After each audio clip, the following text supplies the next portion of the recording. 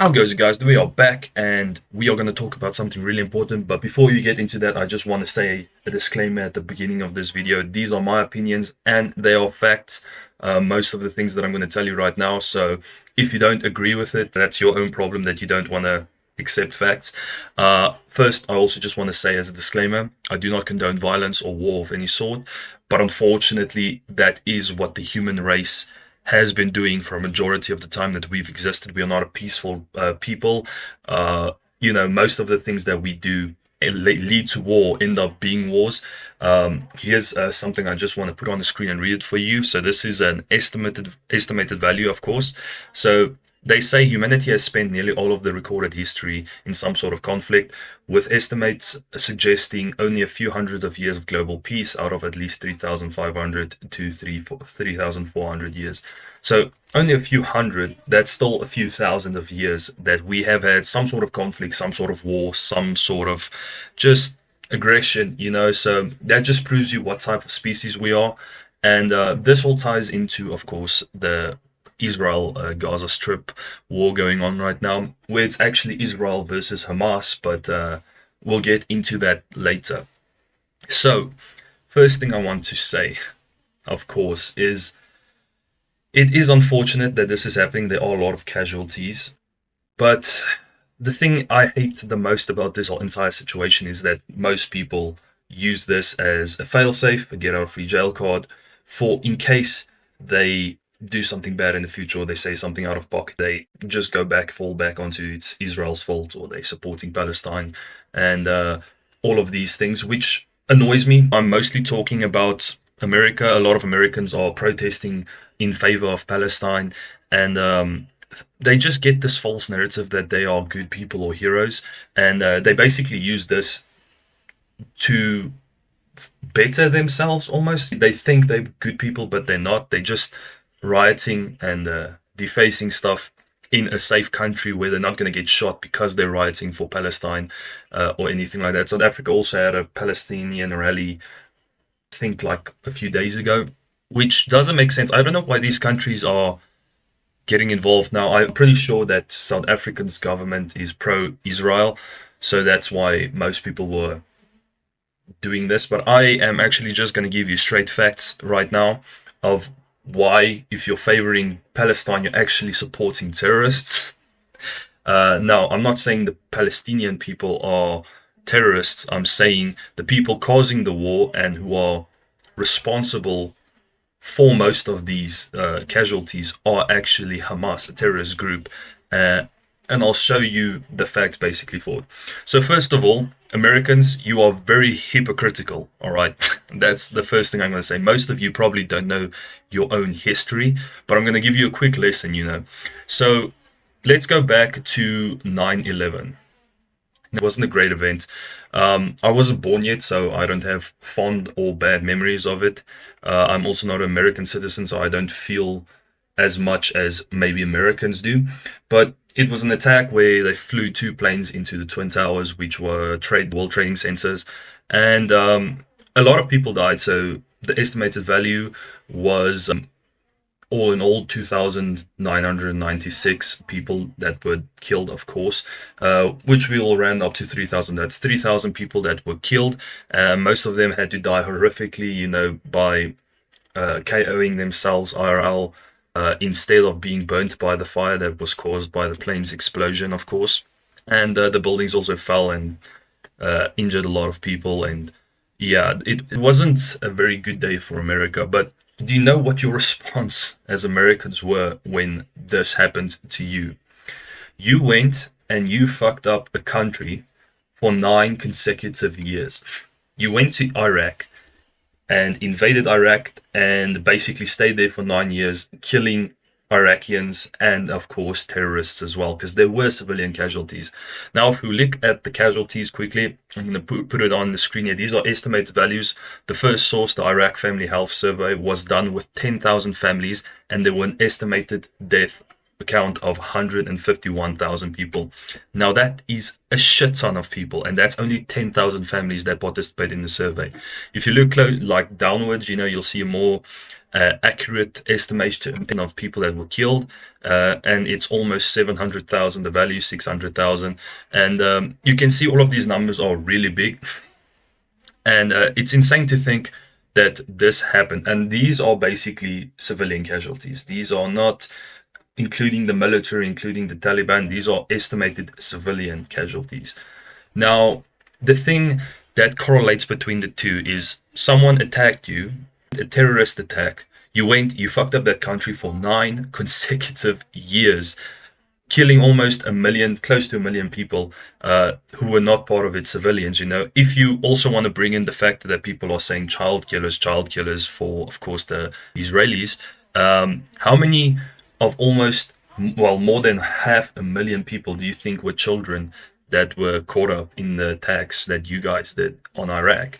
So, you're very hypocritical if you support Palestine, because why didn't you do the same movement for Iraq when they attacked you? Because you had cause, So I'm going to show you why Israel also has cause to do what they're doing to try and rid themselves of this terrorist group called Hamas, of course. So the correlation between the two is that Israel was also attacked by Hamas first, and people are not going to believe that, of course, because why would people believe that? They have this own narrative in their head, and they don't want to believe facts because it's conspiracy theories and it's the right or the left making up stories, because Americans just refuse facts. But basically what happened on October 7th, 2023, they were attacked by a group called Hamas. And people don't know this. So Israel, they were attacked by Hamas. Approximately 1,200 people were killed and 250 people were taken as hostages back to the Gaza Strip. So consequently, the same as America, Israel declared war on the Gaza Strip to wipe out not the Palestinian people, the people who attacked them, the terrorist group Hamas, and where in your case it was, of course, the Taliban. So they did exactly the same as you did, but their first priority were getting back the hostages, because it's a bit different than your scenario. They were actually citizens of Israel taken hostage, and the Israeli people want to get them back. So of course that will cause more animosity and more anger from the Israeli people than you, because when someone dies, it causes grief. You feel very unhappy about it, you want to get revenge. But when there's still people of your country alive in another country being held hostage in poor conditions, being treated like animals and all of these things, you are going to be even angrier because of how they treat these people. You're going to want to get them back. You'll do anything to get them back. So that's where this scenario changes a bit, of course. Basically what happened is Israel went door to door in the first part of Gaza, and they did the same as Americans, went door to door, got information from the locals, made sure that there were no terrorists in the buildings that they were passing, to keep the people that are in the military safe. The same as the Marines and the army did in Iraq, is went door to door to make sure everything is safe before moving up to another place. It's common procedure, I'm pretty sure. So they did this, Hamas realized it, and they planted bombs in the middle area of Gaza, I'm pretty sure. I don't know what it's called. I'm not familiar with Gaza's map layout or whatever, but that's basically what happened. They started evacuating people closer into the middle of Gaza and planted bombs in there, and just waited for the IDF or other people to move in, and then they would detonate that bomb, and it would cause the building to implode, fall into itself. So Israel basically decided that if they determine there's a bomb in the house, they will basically just missile strike the building instead, because it's also going to be destroyed. Now, that did cause casualties, but so far the casualty numbers are not even close to the first 3 years of an estimated value of 10,000 people in Iraq. So the current estimation of people that were killed, of course, were 66,414 Palestinians and 1,983 Israelis. So, like I said, it's not very close to each other, you know. And of course, with technology that was advanced, you can see more in detail what is happening in Palestine, because in Gaza, because basically everyone has cameras or some sort of phone where they can record and post onto the internet what is happening. The Palestinian, no, not the Palestinian, the Iraqi people back in 2003 didn't have this. Most people didn't have this back in 2003. So you couldn't see the actual damage that the United States has caused, but you can correlate if you take the numbers, estimated value of between 601,000 people and 654,000 people that were killed, civilians. You can estimate how that would have looked like in Iraq.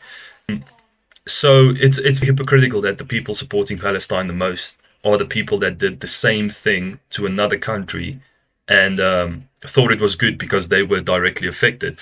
Now, my question is, what do you think would have happened under the Republican or Democrat like rule of what would have happened if that attack, 1,200 people were killed, 250 people were taken hostage, if that attack happened on America, on China, on India, on any powerhouse in the world, even on Africa, South Africa. If South Africa were, let's say Angola, wanted to attack us and did the same thing, what do you think would have happened in South Africa? We would have had another, border war. It's obvious that would have happened, but people just refuse to accept that if they were in the same position as Israel, their military and government would have done the same thing.